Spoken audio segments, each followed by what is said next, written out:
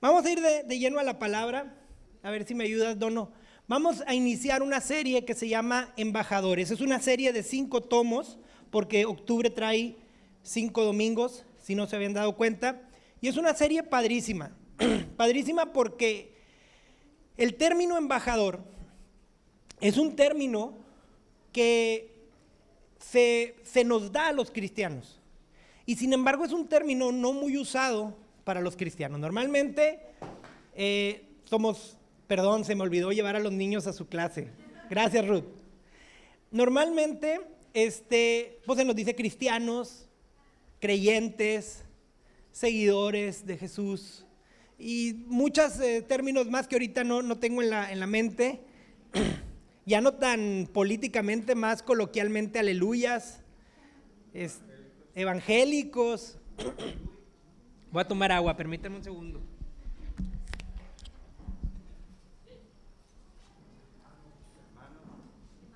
Hermanos,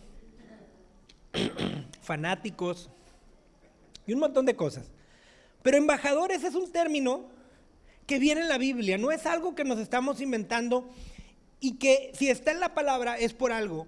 Y el día de hoy iniciamos esta serie, este estudio, para investigar por qué se nos dice embajadores y poder entender el sentido o la razón por la que el Espíritu Santo inspiró a Pablo, que fue el que puso esa palabra embajadores en 2 de Corintios, y poder decir, wow, soy un embajador y como tal me tengo que comportar. Y el día de hoy toca de la serie Embajadores el tema ¿a quién? ¿A quién? Y a quién se tiene 2 vías. ¿A quién se nos llama embajadores? ¿Y a quién vamos a ir como embajadores? El día que yo comprendí más este sistema político de una embajada, de un canciller, de un cónsul, fue cuando nos tocó vivir en Canadá.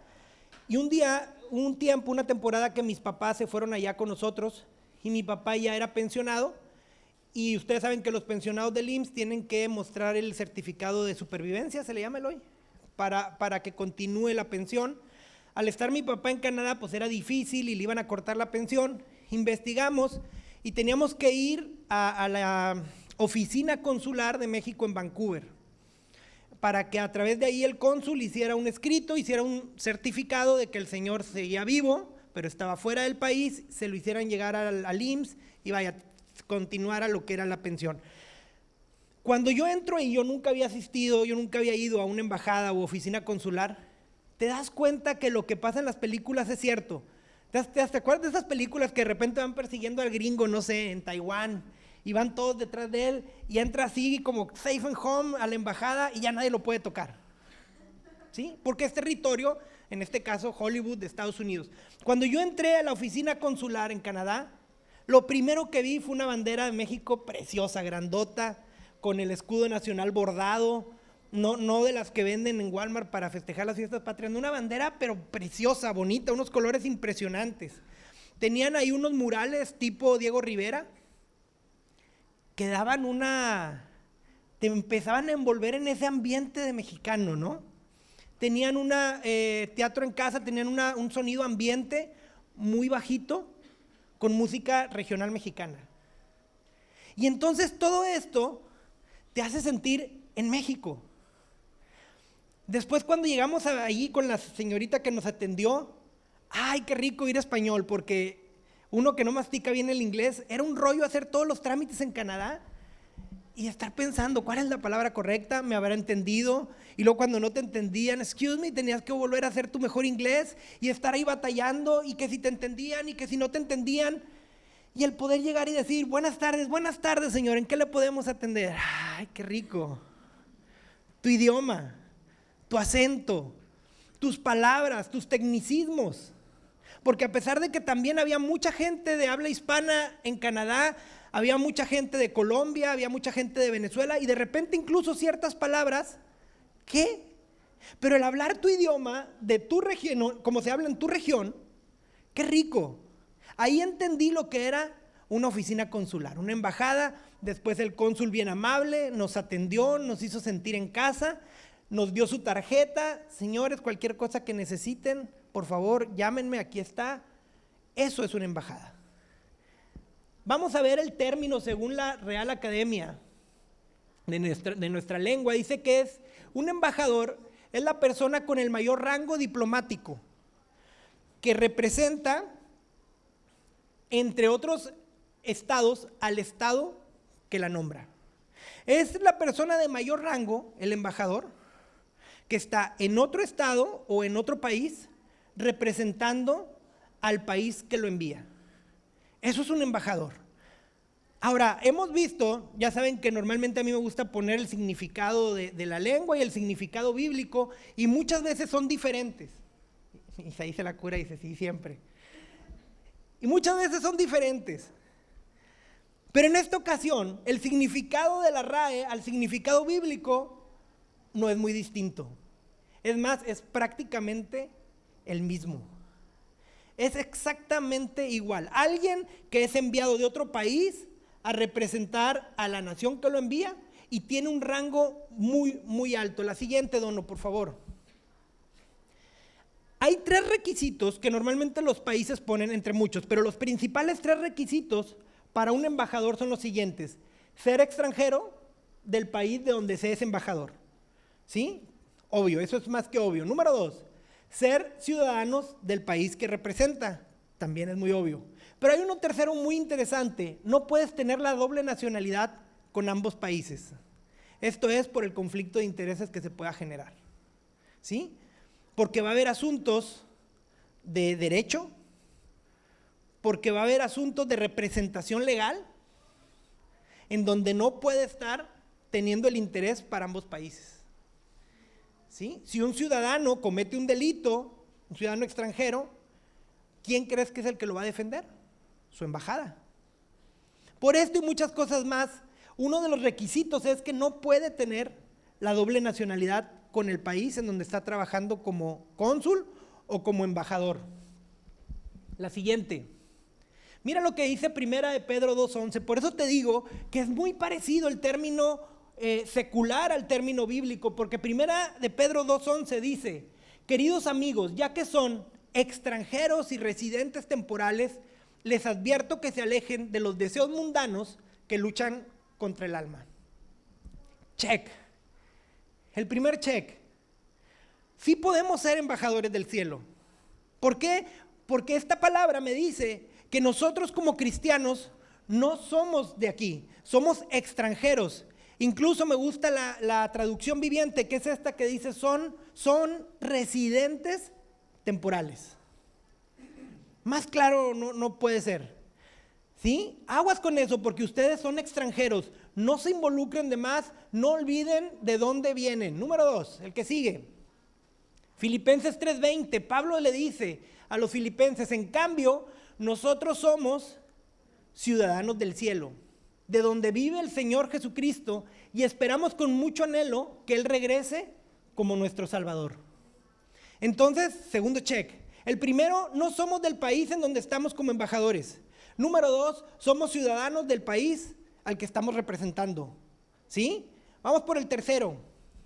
Jesús, en una oración que está haciendo por sus discípulos: no te pido que los quites del mundo, sino que los protejas del maligno, porque al igual que yo, ellos no pertenecen a este mundo. Esto es, no tenemos la doble ciudadanía.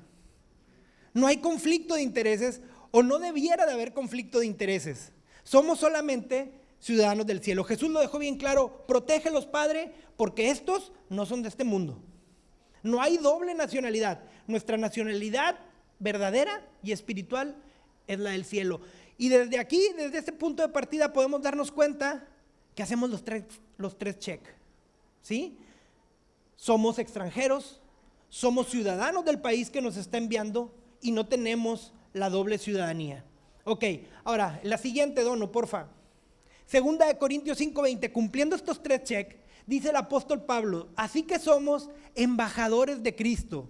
Dios hace su llamado por medio de nosotros. Hablamos en nombre de Cristo cuando les rogamos vuelvan a Dios. Y aquí es, creo yo, la única diferencia entre la definición de la RAE y la definición bíblica. Porque la definición de la RAE, o políticamente lo que es un embajador, el embajador representa a su país y representa a sus ciudadanos, pero no anda haciendo proselitismo a los canadienses, por ejemplo, en el cónsul de allá para que se hagan mexicanos. Esa es la gran diferencia, porque Pablo dice, nosotros somos embajadores y Dios hace su llamado por medio de nosotros y hablamos en nombre de Cristo. Cuando les rogamos, vuelvan a Dios. Esa es la gran diferencia entre un embajador en un estricto sentido político y un embajador espiritual como lo somos nosotros. El día de hoy vamos a ver a quién. Ya dejando un poquito claro el por qué se nos llama embajadores, vamos a ver a quién. A quiénes llamó Jesús como embajadores y a quiénes fuimos enviados como embajadores, porque ese es el asunto de este tema. Vamos con el siguiente. ¿A quiénes llamó como embajadores? Para entender esto me gustaría que fuéramos a Hechos 1:8. Jesús está ascendiendo, Jesús está regresando al cielo y entonces deja la gran comisión. Aquí yo lo que quiero que tú puedas darte cuenta es lo siguiente: ¿a quién le está dejando la gran comisión? Y tú lo primero que me puedes decir, a los discípulos.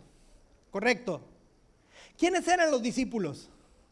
Déjame decirte que en ese grupo de personas a los que les dijo, van a ser mis testigos y hablarán a la gente acerca de mí en todas partes, en Jerusalén, en toda Judea, en Samaria y hasta los lugares más lejanos de la tierra, a esas personas a las que les estaba hablando, no había un solo pastor. No había hasta ese momento un solo evangelista. No había un profeta. No había un maestro. No había un ministro de alabanza. No había un ujier.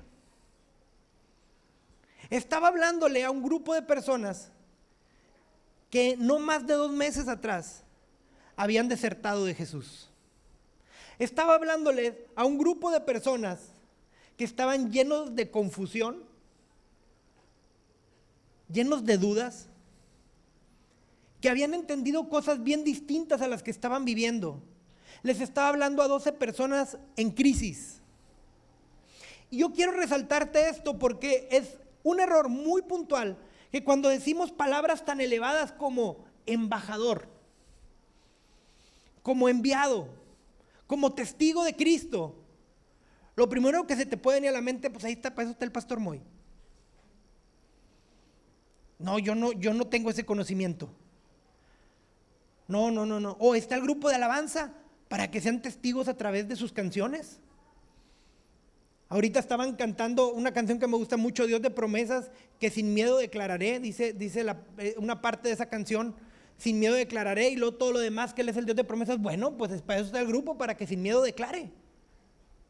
O los maestros, o los seminaristas, o los teólogos. Yo solamente soy una persona que llego, me siento y escucho la palabra. Pastor, a mí no me pidas eso, yo no puedo ser un embajador. Pero Jesús les dice a los primeros embajadores: ustedes me van a ser mis testigos, ustedes me van a representar para empezar aquí en Jerusalén, después en la provincia, después en la siguiente provincia y después váyanse hasta lo último de la tierra. Ustedes que no son pastores, ustedes que no son profetas, ustedes que no son líderes, ustedes que nunca se han parado al frente, hasta el momento, ninguno de esos 12 había predicado una sola vez. Ni una sola vez.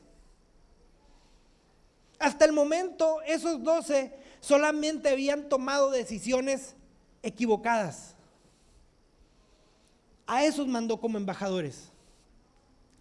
Error número 2 que cometemos al recibir o al escuchar estas palabras: hasta lo último de la tierra. No, pues cuando yo esté preparado, pastor, para ser embajador, para irme a lo último de la tierra, cuando tenga mi economía resuelta y que pueda dejar mi trabajo para irme de misionero, cuando haya convencido a mi esposo o a mi esposa para irme de misionero, cuando mis hijos hayan acabado la universidad para poderme ir de misionero.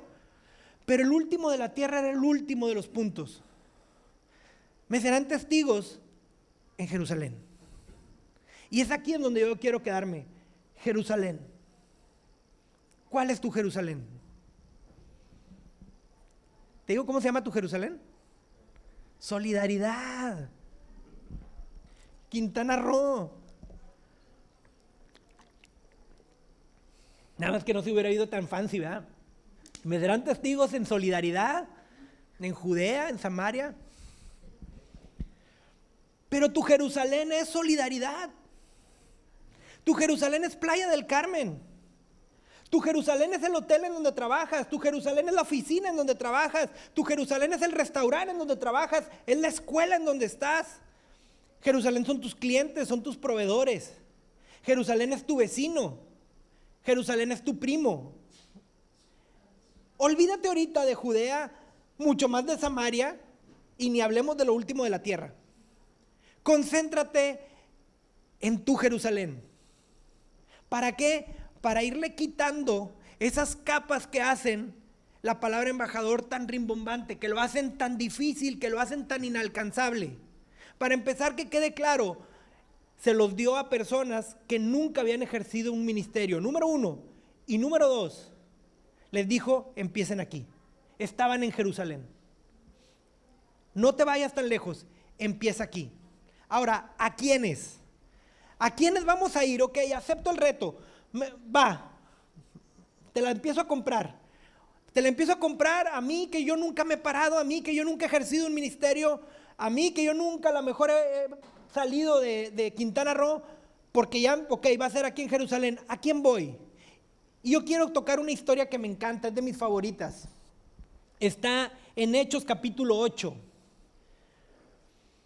29 al 31, es una historia que está en casi todo Hechos, pero me gusta mucho y extraje estos versículos para no extendernos tanto. Dice, el Espíritu Santo le dijo a Felipe, acércate y camina junto al carruaje. Felipe se acercó corriendo y oyó que el hombre leía al profeta Isaías. Felipe le preguntó, ¿entiendes lo que estás leyendo? El hombre le contestó, ¿y cómo puedo entenderlo a menos que alguien me explique? Y le rogó a Felipe que subiera al carruaje y se sentara junto a él. Te voy a dar el contexto. Felipe, del que habla aquí, no es Felipe el discípulo. No es el que le dijo a Jesús, muéstranos al Padre. Felipe, el que estaba aquí, era uno de los 7 diáconos. ¿Te acuerdas que hace algunas semanas te hablé de Esteban, el diácono?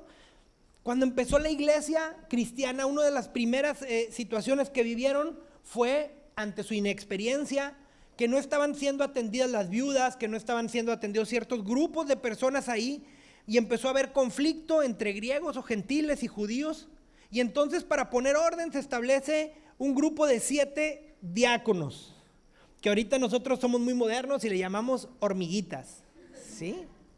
También tenían una mamá hormiga o un papá hormiga, así como Nina es la mamá hormiga, ¿sí?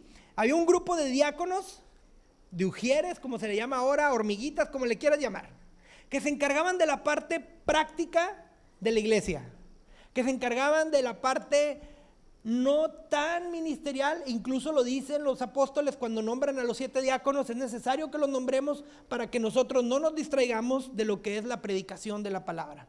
Entre esos estaba Esteban, que fue lapidado, que hablamos de él hace algunas semanas, y entre ellos estaba este hombre Felipe. Pero hay algo que me gusta mucho, que al igual que con Esteban, Felipe no se quedó en la parte práctica. Felipe fue lleno del Espíritu Santo igual que Esteban. Incluso no se quedó en la parte práctica, que la forma en que se identifica a Felipe en la Biblia no es como Felipe el diácono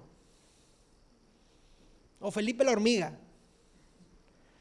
Se le identifica como Felipe el evangelista.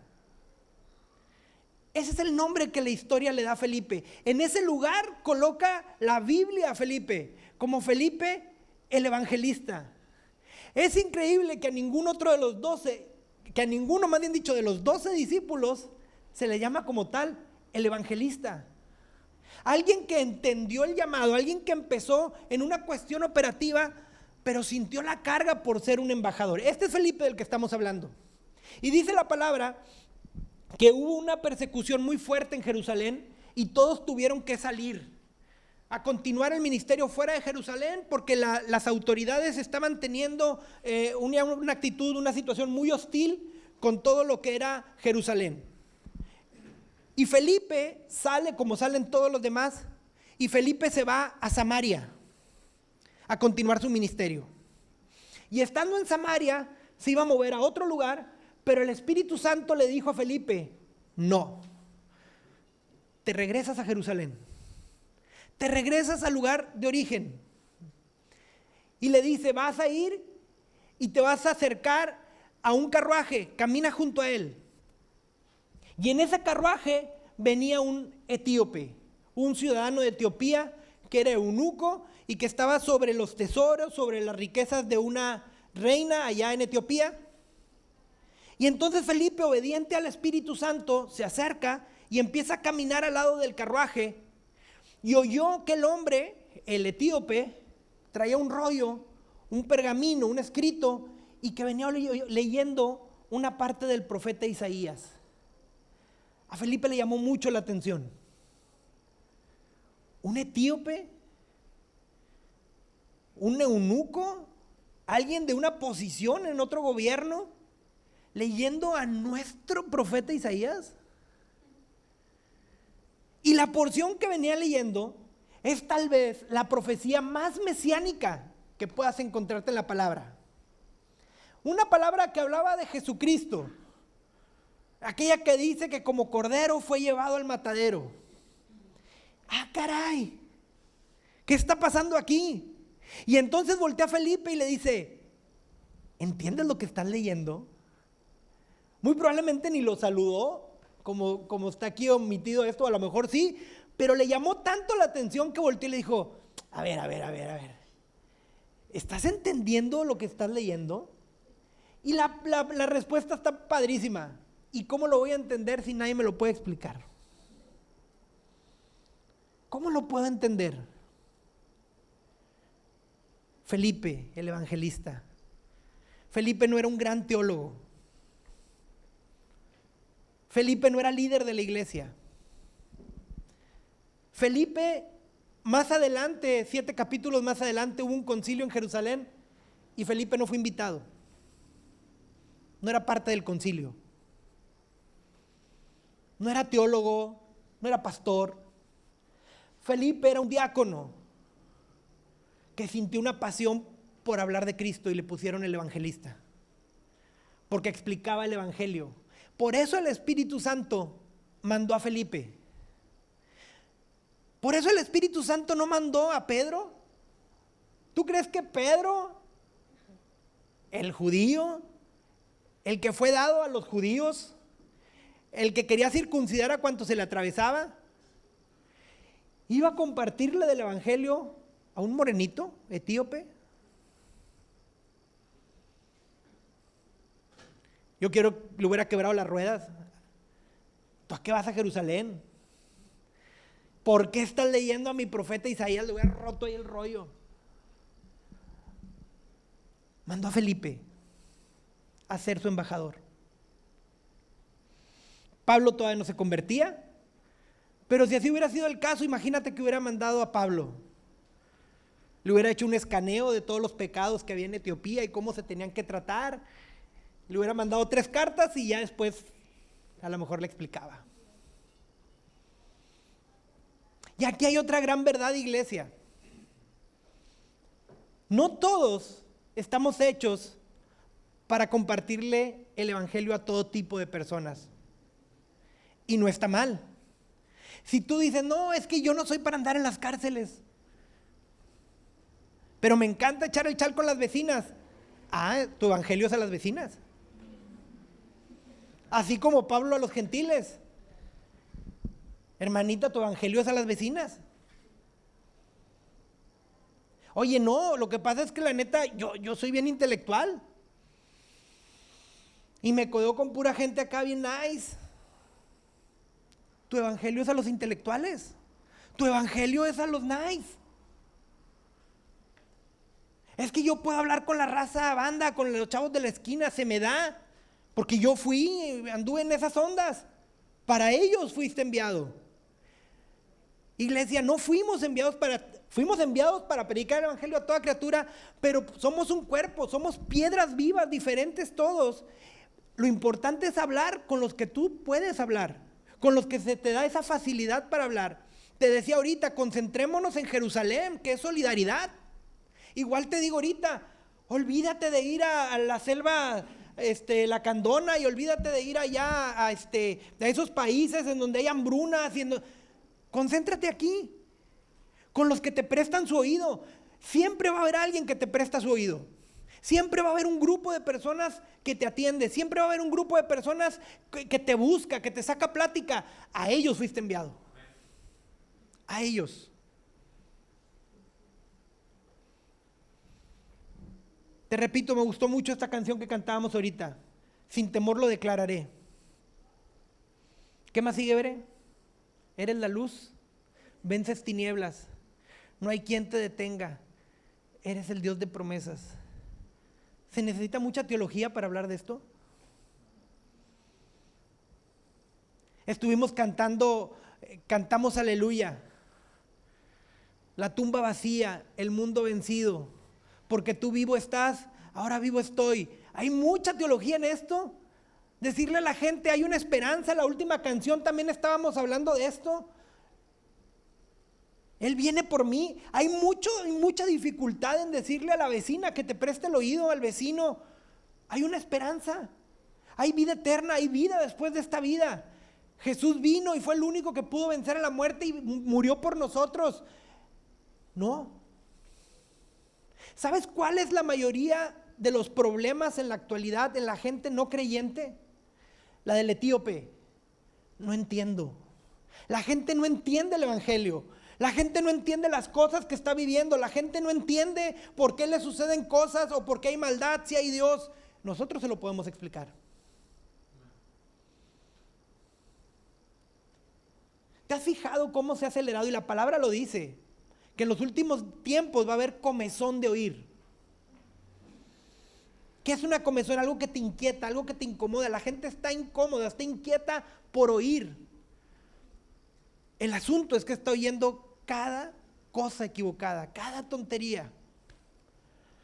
La gente trae esa inquietud de oír y no lo entiende. ¿Sabes qué es ser embajador? Lo que hizo Felipe. A lo mejor no te van a decir como el etíope, pues ¿cómo si no hay quien me lo entiende? Ni me lo explique, no lo puedo entender. A lo mejor te lo van a decir de una manera más agresiva. Ah, Jesús, ¿sí crees ese cuento? ¿Sabes qué te está diciendo? No entiendo nada de Jesús. Ay, Jesús no existe. ¿En serio tú crees en eso? Te está diciendo que no entiende nada. Y no hay quien se lo explique. ¿Y qué vas a hacer? ¿Y qué vamos a hacer? Explicárselo. Es tan sencillo. Explícaselo. Con esto quiero terminar. No sé por ahí, Isabela. Es más, el grupo puede pasar y me ayudan con esta canción. Dios de promesas.